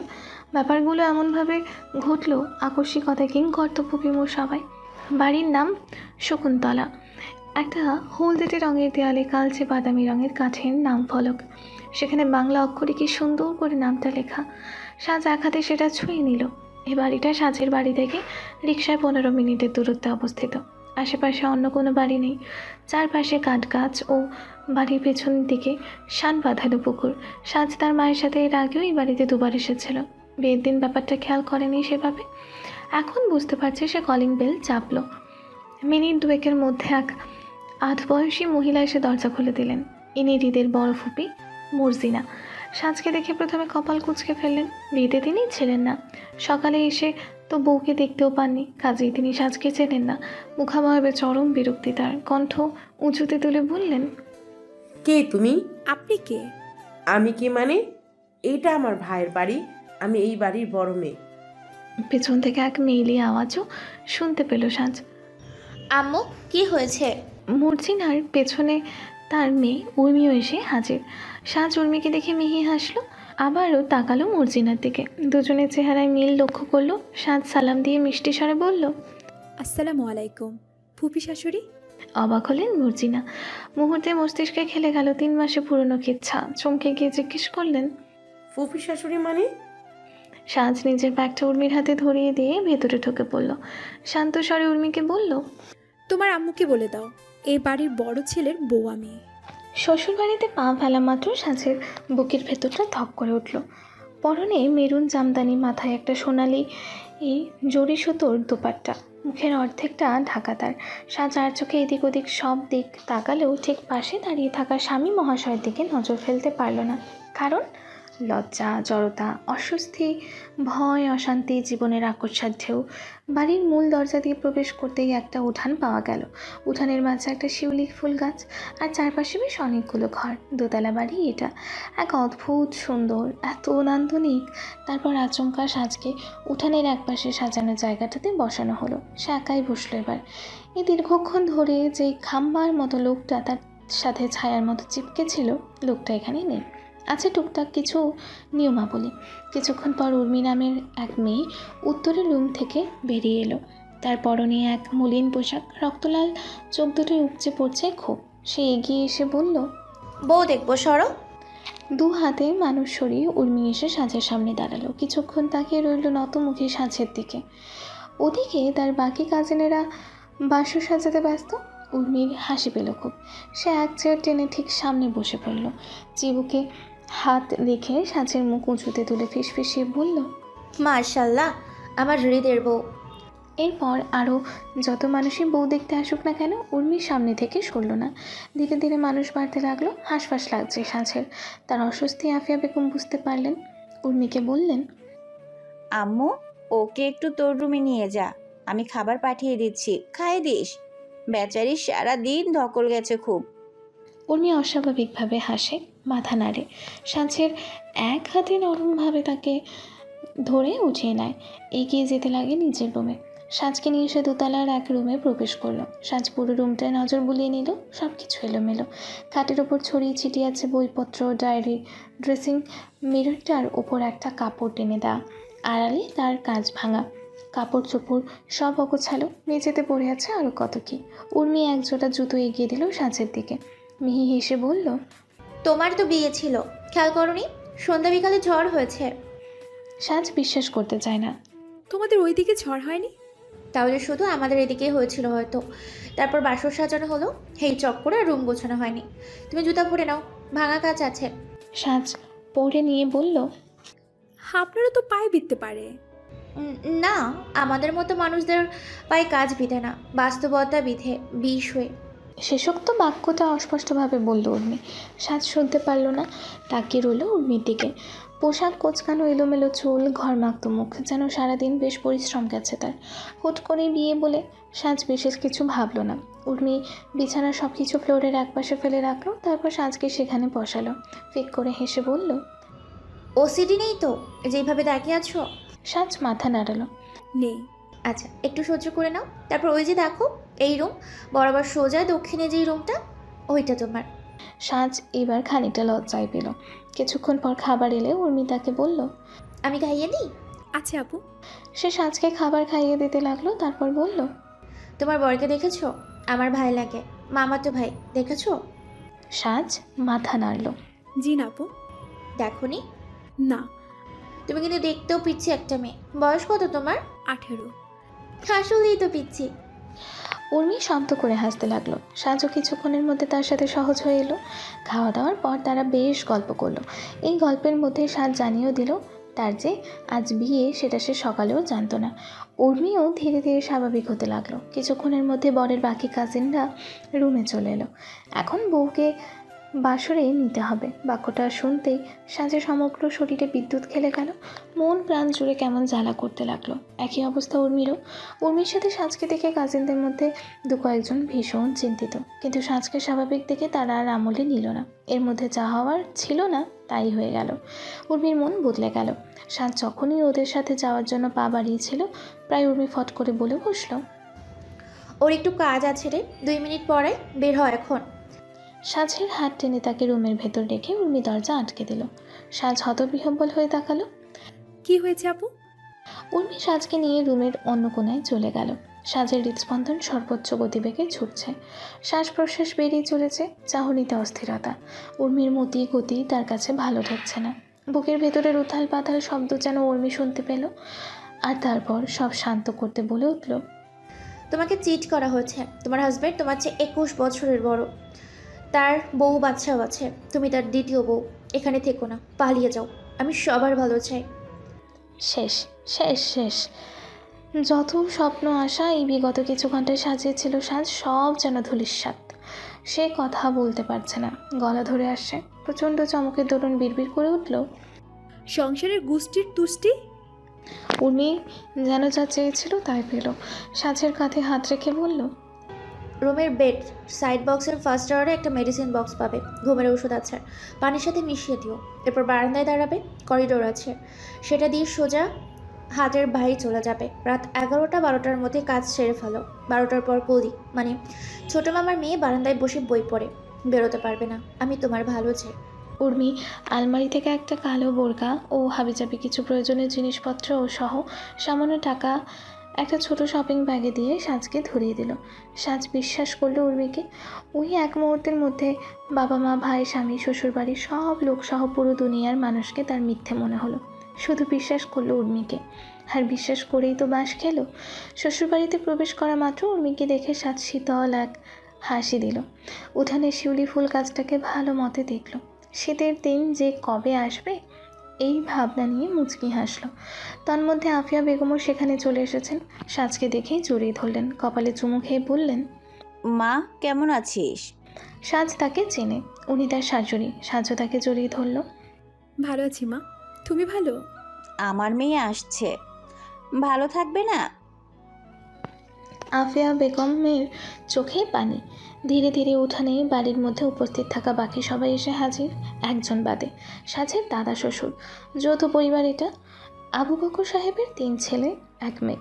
বড় ছেলে রওশন আহমেদের 2 ছেলে, অনয়, উদয়। মেজ ছেলে রমিজ আহমেদের 1 ছেলে ও 1 মেয়ে, অনিক ও আনিকা।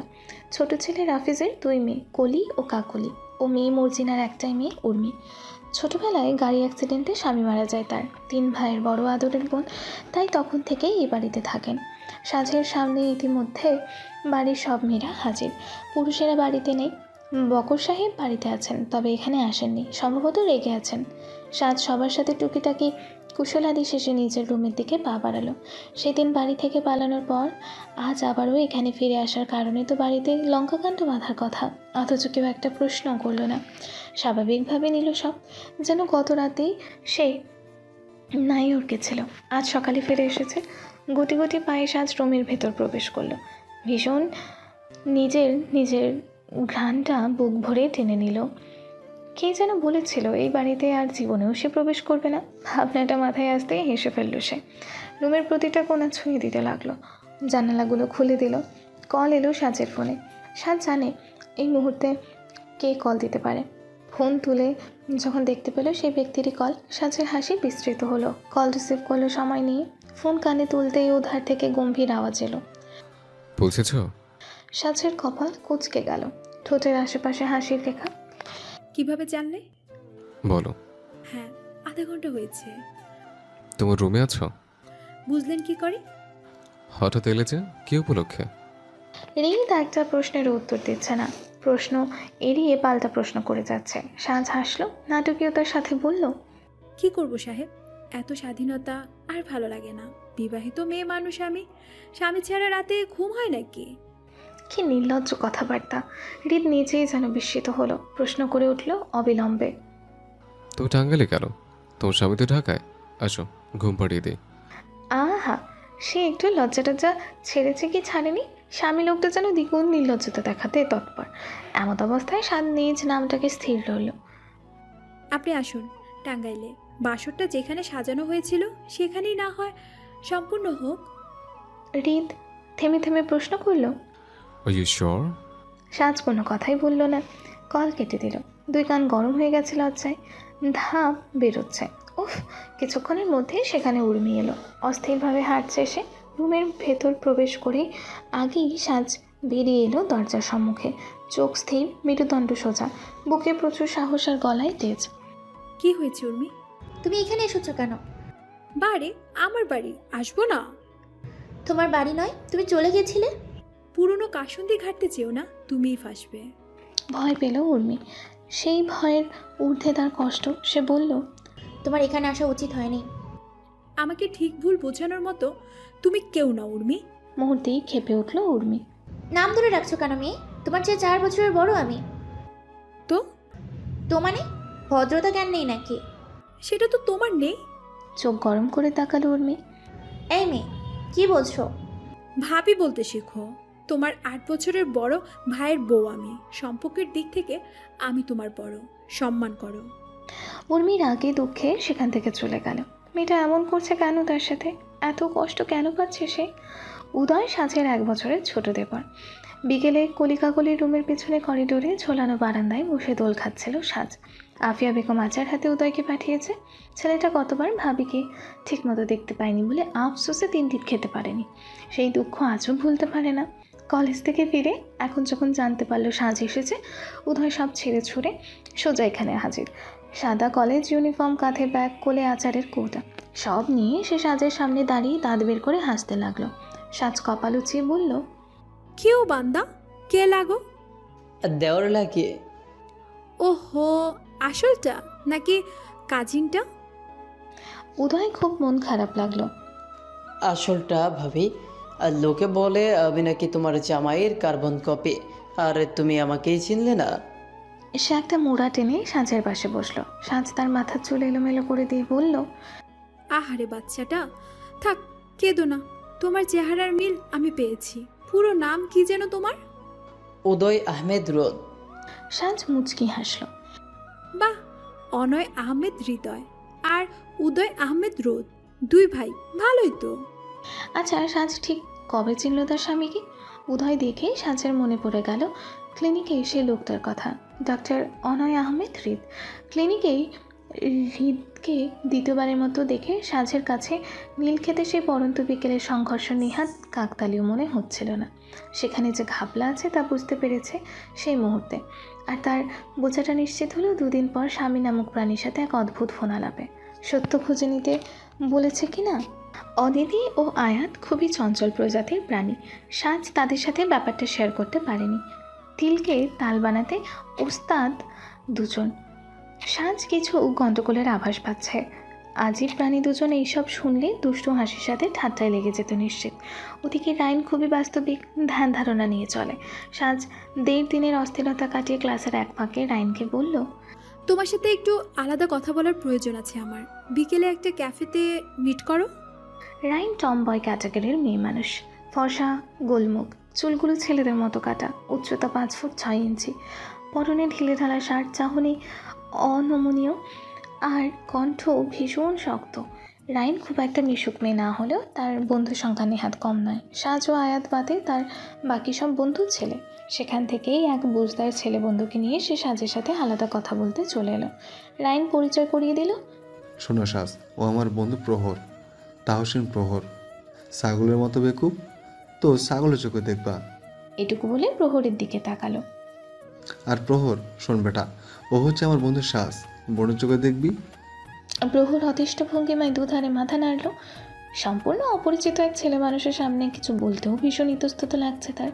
প্রহর তার জড়ত্ব টের পেয়ে নিজ থেকেই বলল, যেসব কথা নিজের মানুষদের বলা যায় না তা দূরের মানুষদের বলে লাভ আছে? অপরিচিতরা সহজে জাজ করে না। সাজ মিহি হাসল। মেবি আমরা খুব বেশি দিন অপরিচিত থাকবো না। পকেটে হাত গুজে সোজা হয়ে দাঁড়িয়ে আছে প্রহর। সাজের কথা শুনে চোখে হাসলো সে। তাই মনে হচ্ছে। রাইন দেখতে পেল দুজন খুব জলদি একে অপরের সাথে সহজ হয়ে উঠেছে। তারা একটা গোল টেবিলে বসলো। খুবই শর্টকাটে সাজ নিজের বিয়ের ঘটনা জানিয়ে এরপর বলা শুরু করলো। আমি বরাবরই খুব রেস্ট্রিক্টেড একটা মেয়ে। কখনো বাহিরের ছেলেদের সাথে মিশিনি, কথা বলিনি, তাদের সামনে অবধি যাইনি। নিজের প্রতি আমার অসম্ভব সেলফ কন্ট্রোল আছে। এমন না যে প্রেমের প্রস্তাব আমি পাইনি, অসংখ্য পেয়েছি, কিন্তু কোথাও জড়াইনি। লাভ এট ফার্স্ট সাইট ব্যাপারটা খুবই হাস্যকর, আমি বিশ্বাস করি না। কাজে এটা হওয়ারও সম্ভাবনা নেই। কিন্তু ওই ডাক্তারটা। রাইন কথার মাঝে ফোরন কাটলো। কোন ডাক্তার? সাজ কপাল কুচকালো। বলিনি না। না। নীলক্ষেত দেখা হয়েছিল, বই কিনতে গিয়েছিলাম, বলা নেই কোয়া নেই, হুট করে এসে হাজির। আমার বইয়ের দামাদামি করে দিল, এরপর গায়েব হয়ে গেল।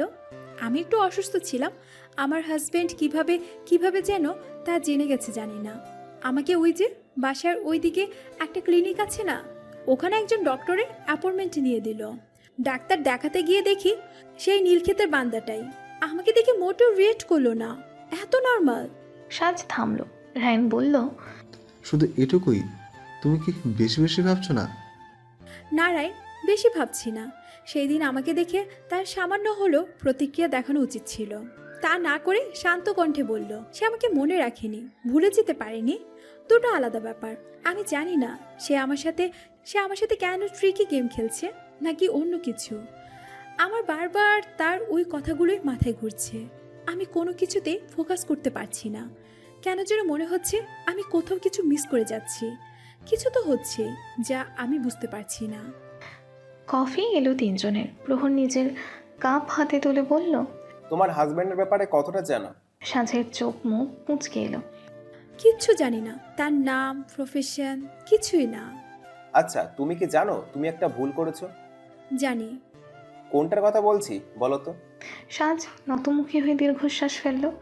আমার বাবা মা, ভাই, স্বামী সহ আপন সবাইকে অবিশ্বাস করে 8 ঘন্টার স্বল্প পরিচিত এক মেয়ের কথা শুনে শ্বশুরবাড়ি থেকে পালিয়ে আসাটা। এক্স্যাক্টলি। রাইন কিছু একটা ভেবে বলল, তোমার বর্ণনা মতে মেয়েটা নর্মাল ছিল না। আচ্ছা, এমনও তো হতে পারে সে তোমার হাজবেন্ডকে পছন্দ করে। সাজ মাথা নাড়ালো। স্বাভাবিক, করতেই পারে। আর এই জন্যই আমি মানতে পারছি না হৃদের আরেকটা সংসার আছে। টেবিলে শব্দ করে হাত ফেলে রাইন বলে উঠল, তুমি কি নোটিস করছো কি বলছো? থতমত খেয়ে গেল সাজ। ওপর নিচ মাথা নেড়ে বলল, হ্যাঁ। কেন? তোমার হাজবেন্ডের নাম কি? আমি জানি না তো, বিয়ে পড়ানোর সময় খেয়াল করিনি। হেসে ফেলল প্রহর। তুমি এইমাত্র তোমার স্বামীর নামের জায়গায় হৃদ বলেছো। সাজ মাছি তাড়ানোর মতো হাত নাড়ালো নিজের মুখের সামনে। আরে না, তোমাদের ভুল হচ্ছে। রাইন সাজের বলা বাক্যটা পুনরায় বলল, আর আমি এজন্যই মানতে পারছি না, হৃদের আরেকটা সংসার আছে। নিজের অন্যমনস্কতায় বলা কথাটা সাজের কথা মাথায় ধরলো এবার। দু হাতে মুখ ঢেকে সে পিড়পিড় করলো, ডাক্তারটা আমার মন মস্তিষ্কে এমনভাবে কাবু করে ফেলেছে, আমার মাথায় আটকাচ্ছে না কিছু, তাই ভুলভাল বকছি। প্রহর রাইনের থেকে একটা নোটপ্যাড নিয়ে সেখানে কিছু লিখলো। এরপর সাজকে দিয়ে বলল, বাসায় গিয়ে দেখবে এটা। সাজ পাল্টা প্রশ্ন করলো, এখন কেন নয়? প্রহর বলল, নিজের সাথে নিজের বোঝাপড়া বলে একটা ব্যাপার আছে। সাজ মাথা নাড়ালো। টুকিটাকি আরও কিছু কথা শেষে সে বের হয়ে গেল ক্যাফে থেকে। বাসায় যেতে যেতে এসবই ভাবলো কিছু একটা হচ্ছে, আর সেই কিছু একটা বোঝার জন্য তাকে একদম সূচনা থেকে ভাবতে হবে। যেদিকে গল্পের ডালপালা বিস্তৃত হয়েছে সেই দিকে যেতে হবে। যেতে যেতে পথিমধ্যে থেমে গেল সে। সন্ধ্যা আগ দিয়ে একটা সময় রাস্তার এক কোণায় দাঁড়িয়ে প্রহরের দেওয়া চিরকুটটা পড়া শুরু করলো। অল্প কিছু বাক্য লেখা, ছোট ছোট হাতের লেখায়। নিজের 18টা বছর যেই নারী একজন নির্দিষ্ট পুরুষের জন্য সুরক্ষিত রেখেছে, সেই পুরুষকে পাবার পরও নারী অন্য এক পুরুষের প্রতি দুর্বল হচ্ছে। আচ্ছা, নিজের মানুষটার ছায়ার প্রতিও তো অনুরাগ জন্মে, হতে পারে না এমন কিছু? সাজের বুকের ভেতরটা ধক করে উঠল।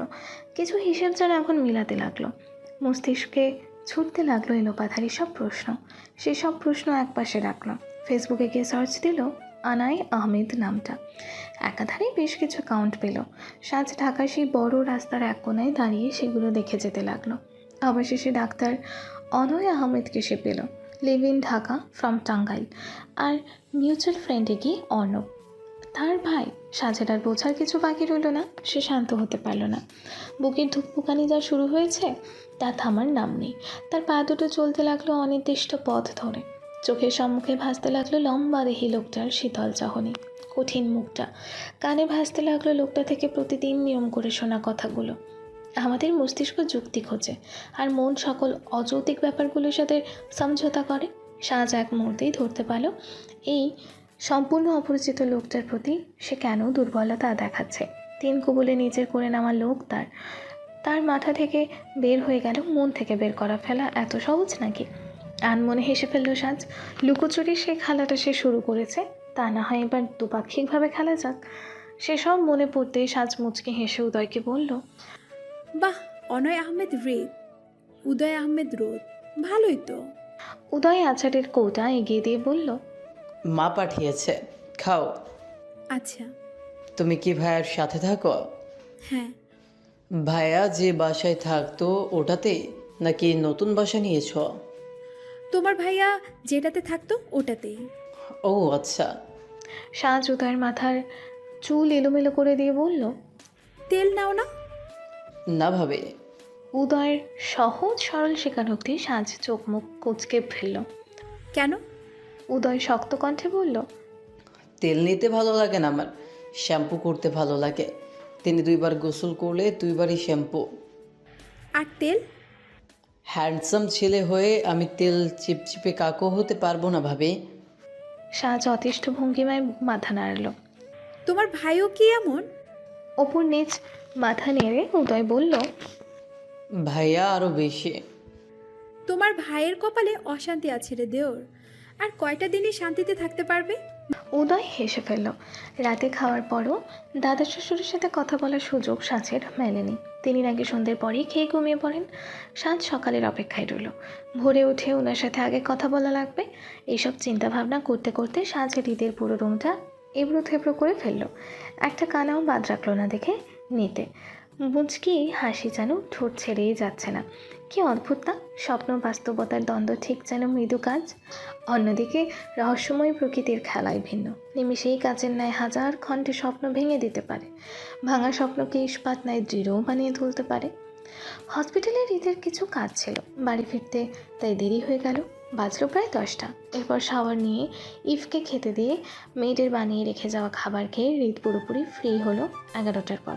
প্রচণ্ড ক্লান্ত শরীর বিছানায় এলিয়ে দিয়ে কল লাগালো সাজকে। ওধারে রিসিভ হলো 3টা রিংয়ের পর। সাজ সালাম দিল। হৃদ সালামের জবাব দিয়ে বলল, বলেন ম্যাডাম, কি অবস্থা? সাজ প্রশস্ত হাসল। ভালো, সব কিছু ভালোই ভালো। শ্বশুরবাড়ি কেমন লাগছে? দারুণ। শ্বশুরবাড়ির লোকেরা? অমায়িক। আর শাশুড়ির ছেলে? সাজ ফিক করে হেসে ফেলল। তাকে তো মিস করছি। তাই না? জি। খেয়েছ? হ্যাঁ। আপনি? খেয়েছে। তারপর বলুন সাহেব, বউ বাচ্চা ভালো আছে? হৃদ হাসবে না কাঁদবে তার দিশা পায় না। থতমত খেয়ে কিছুক্ষণ পড়ে থাকে, তারপর ভাঙা শব্দে বলে, খুব ভালো। বাচ্চারা ছেলে নাকি মেয়ে? মেয়ে সম্ভবত। কত বছর হবে? স্কুল পড়ুয়া। তাই না? মেবি। তাদের কথা চলতে লাগলো ঢের রাত অবধি। তারপর কলেই ঘুমিয়ে পড়ল সাজ। হৃদ কল কাটল না, তার ঘুমও পেল না। ক্লান্ত শরীরটা যেন ভীষণ প্রজ্বলিত হয়ে উঠেছে। মেয়েটার সংস্পর্শে আসা মাত্র তার সমস্ত ক্লান্তি কিভাবে যেন হাওয়ায় মিশে যায়। আর তারপর মনটা হয়ে ওঠে অশান্ত। হৃদ ওঠে কিছুক্ষণ 2-1টা বই উল্টালো, তারপর রুম ও বারান্দায় পায়চারি করলো। তাতেও ফায়দা না হয় সে রুমে এসে ফোনটা হাতে তুলল। ঘুমন্ত স্ত্রীর নিঃশ্বাসের ফিসফিসানো আওয়াজে স্মিত হাসল সে।